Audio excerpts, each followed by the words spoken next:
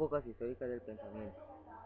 Las épocas históricas del pensamiento se dividen en cuatro: el pensamiento en la antigüedad, el pensamiento en la Edad Media, el pensamiento en la modernidad y el pensamiento en la posmodernidad.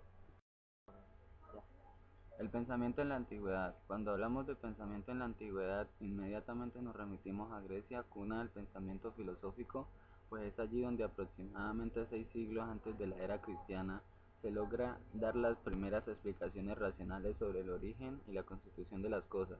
Es allí donde la razón se comienza a usar como medio para penetrar la realidad, desarrollando la física y la metafísica.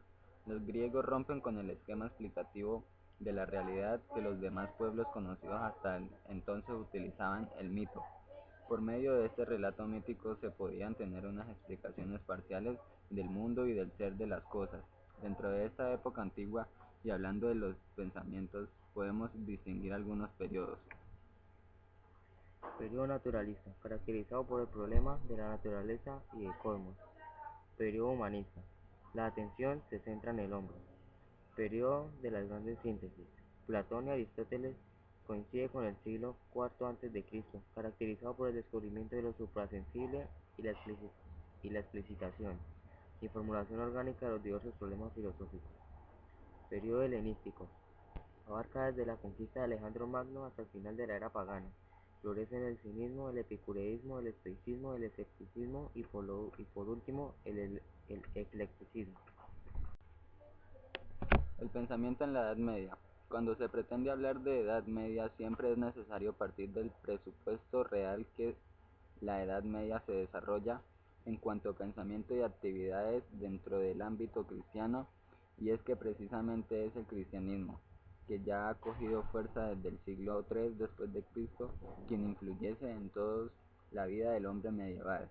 La Edad Media es una época donde Dios va a ser el centro de todas las explicaciones tanto del mundo y de la ciencia. Dios se convierte en el más importante desafío para la Edad Media, y es en ese momento donde la teología se convierte en la lupa con que se va a analizarlo todo. En este mismo sentido, la filosofía se vuelve la esclava de la teología. El pensamiento en la modernidad. En la modernidad hay un cambio sustancial en la forma de concebir el mundo y la realidad en relación con la Edad Media. Mientras que en la Edad Media todas las explicaciones racionales estaban supeditadas a la fe para comprender de esta forma el mundo, en la modernidad la razón fue a adquirir una independencia tal que la llevó a posicionarse como la epítome principal de esta época. Con el cogito ergo sum de Descartes, la interpretación tradicional del mundo sufre una transformación total. Ya no son los paradigmas el arje del mundo ni Dios. El nuevo eje desde el que se explica la realidad va a ser la razón. La ley de las cosas es la razón. La razón es la que decide el existir de las cosas. Hay un nuevo señor y legislador, el pensamiento.